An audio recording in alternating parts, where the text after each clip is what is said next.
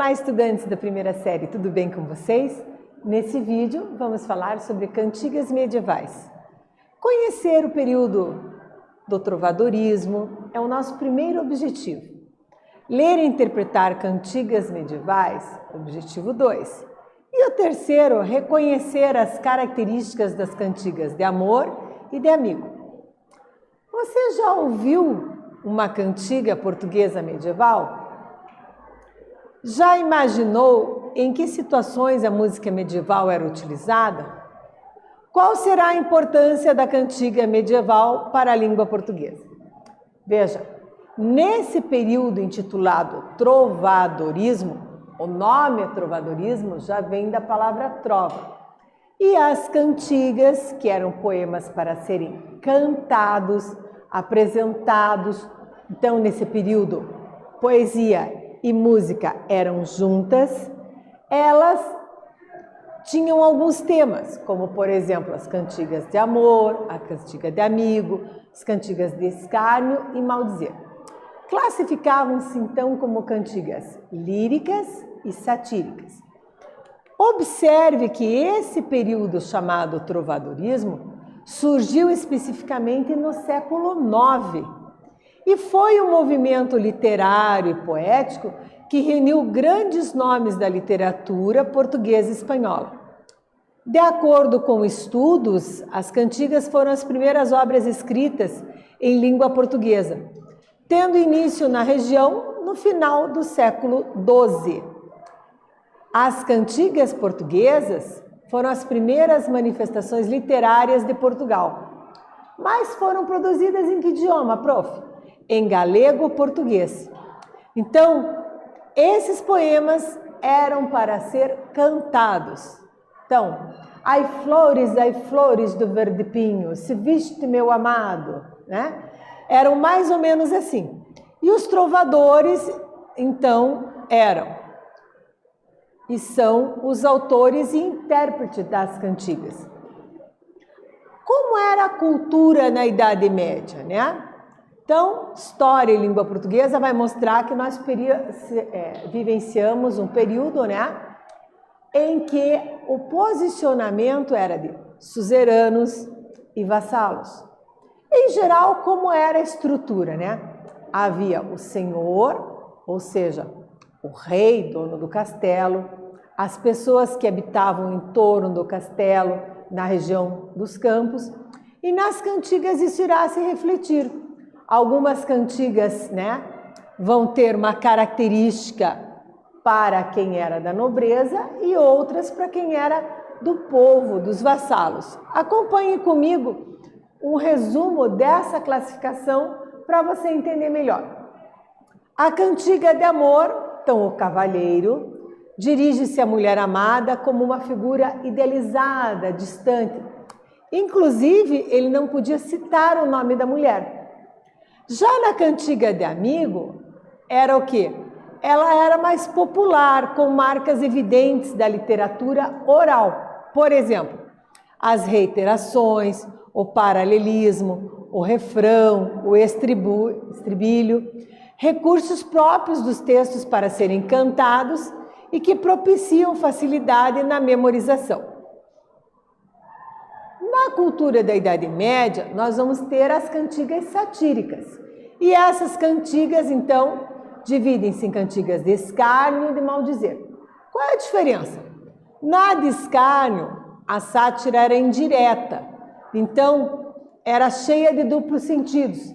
Eu satirizava, por exemplo, lá, o cobrador, né? Alguém assim. Na cantiga de maldizer, ao contrário da escárnia, é uma sátira direta, com o nome da pessoa bem cruel, tá? Um texto bem pesado. Aqui na imagem, né, você pode acompanhar um pouco de como era escrita nessa época. Alguns conceitos. Reiteração, o ato então de repetir, de reiterar, efeito que causa uma repetição. Já no paralelismo, né, é uma das características mais estruturais dessa lírica galego-portuguesa. É a repetição simétrica das palavras, estruturas rítmico-métricas, conteúdos semânticos. E o refrão, também conhecido pelo nome de estribilho, é a repetição do mesmo verso ou conjunto de versos no final de cada estrofe. Características, então, das cantigas líricas. Vamos começar nosso estudo com as cantigas de amor. Eu coloquei na iconografia, para você fazer uma associação mnemônica, que o quê? Que o eu lírico é masculino. Então, a pessoa que fala nesse poema é uma voz masculina. O tema é o amor cortês, ou seja, o amor da corte, do ambiente do palácio, da nobreza. Uma submissão absoluta à dama. A dama, ele se comportava como um vassalo em relação à dama, refletindo a história da época. O assunto principal, qual é? O sofrimento do poeta, geralmente por causa de um amor não correspondido. A mulher é chamada de minha senhor, que significa minha senhora. Por quê? Para que o nome não fosse revelado. Então, no amor cortês, essa expressão minha senhor, minha senhora, e vão se referir à mulher como a senhora que eu amo, era justamente por isso. A dama quase sempre é superior a quaisquer títulos, riquezas e posses do eu lírico. A cantiga de amor que estudaremos a seguir é de Bernal de Bonaval e intitula-se A Dona que eu amo e tenho. Repare que a linguagem aqui é adaptada do galego-português. Então, algumas palavras, são ainda nesse idioma. Vamos à cantiga. A dona que eu amo e tenho por Senhor, amostra-me a Deus se vos em prazer for, senão dá-me a morte. A que tenho por lume destes olhos meu e porque choram sempre a mostrar-me a Deus, senão dá-me a morte. Essa vós fizestes melhor parecer, de quantas seis a Deus, fazer-me ver, senão dá-me a morte. A Deus que me fizeste mais amar, mostrando-me algo que possa com ela falar, senão dá-me a morte. Veja, é uma lírica em galego-português. A dona que eu amo e tenho por senhora, mostra-me Deus, senão dê-me a morte. A dona que é o brilho nos olhos meus, porque choram sempre, mostra-me, senão dá-me a morte. Essa que fizeste melhor parecer, então a mais linda, A Deus, fazei-me vê-la, senão dá-me a morte. A Deus que me fizeste mais amar, mostra-me que possa com ela falar, senão dai-me a morte. E com isso chegamos à atividade 1.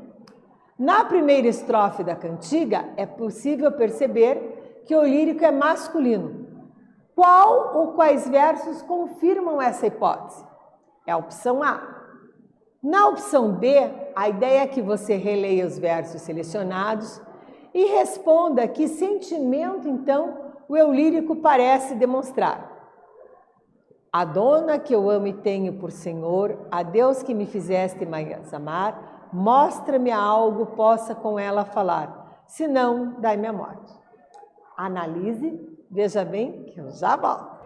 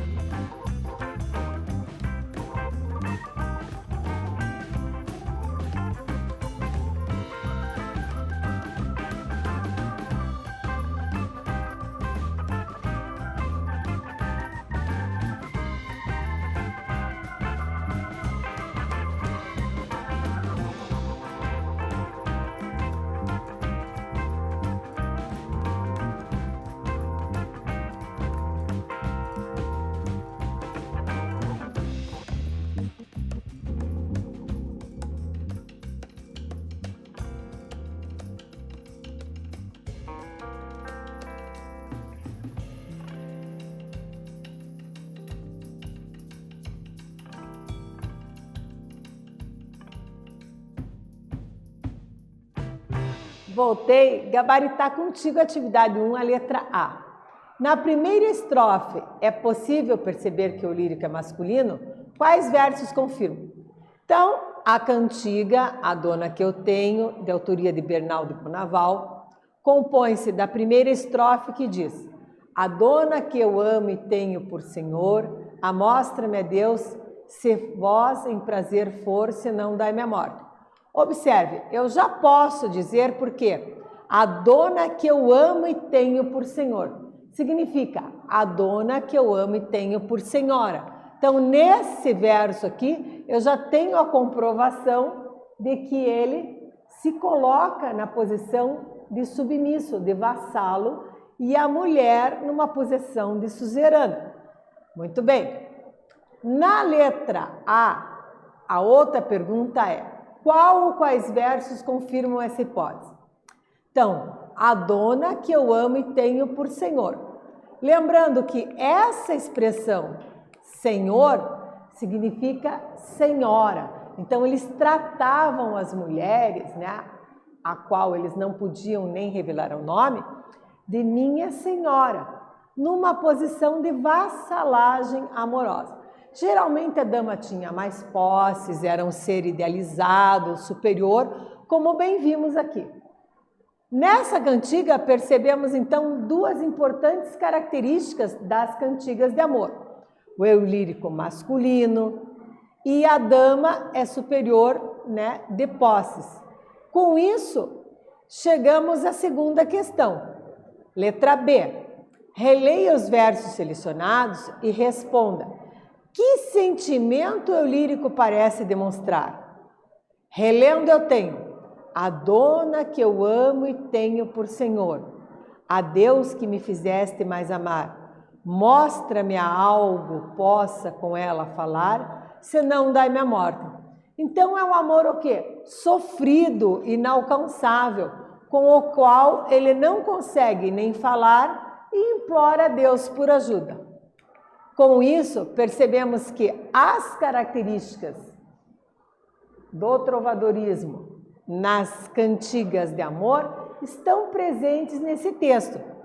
A submissão à amada, o sofrimento, a mulher chamada de minha senhora, tudo isso cá está. Então, com isso, já temos possibilidade de passarmos para o outro tipo de cantiga lírica. Lembrando sempre que, no trovadorismo, música e poesia eram feitas para serem cantadas. Então, aqui eu vou ter as características das cantigas de amigo.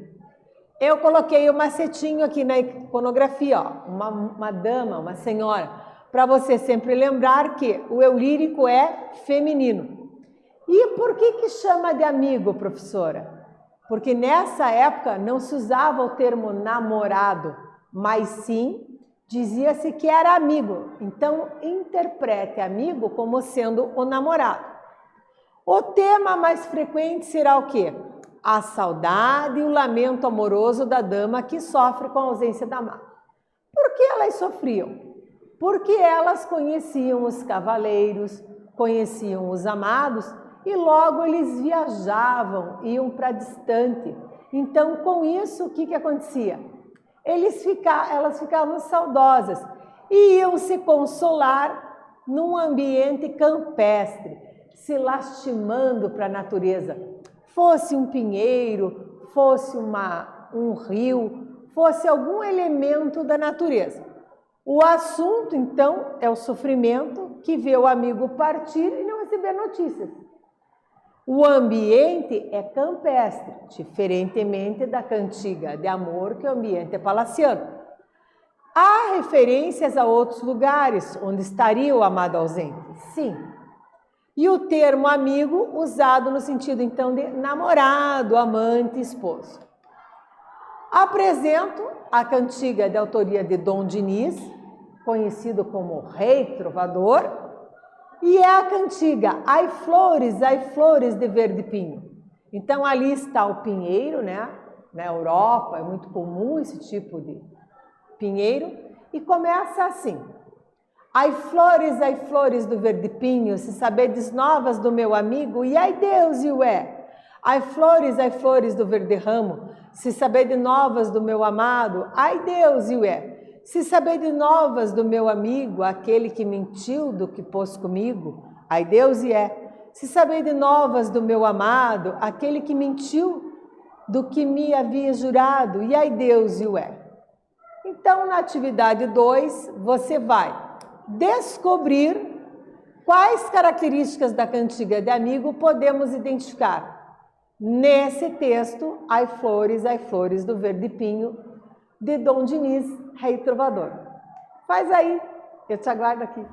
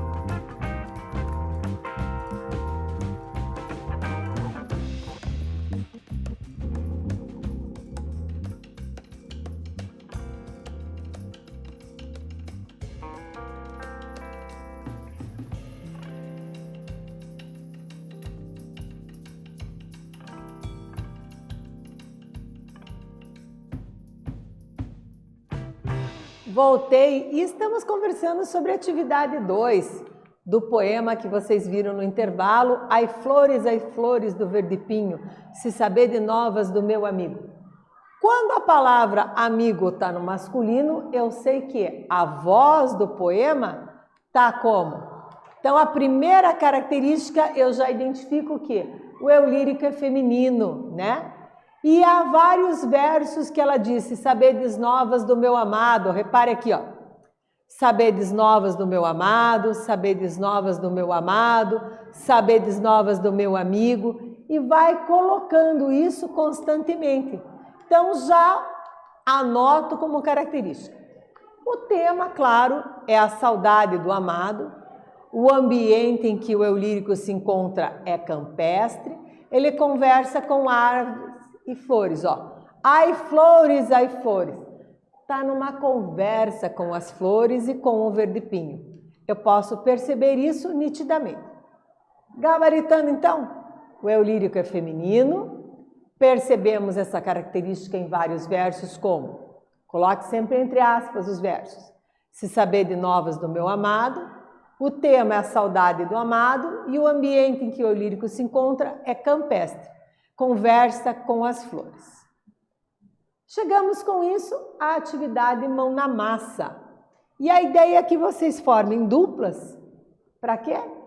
Leiam as cantigas abaixo e, baseada nos conhecimentos adquiridos sobre o tema, classifique-as em cantiga de amor, de amigo. Depois de classificar, indique quais características os levam a essa conclusão. Apresente ao professor suas anotações. Então, primeira cantiga, texto 1. Ondas do mar de Vigo, se viste meu amigo, e ai Deus se verá cedo. Ondas do mar levado, se viste meu amado, e ai Deus se verá cedo. Se viste meu amigo, o porquê eu suspiro, e ai Deus se verá cedo. Se viste meu amado, por quem hei gran cuidado, e ai Deus se verá cedo.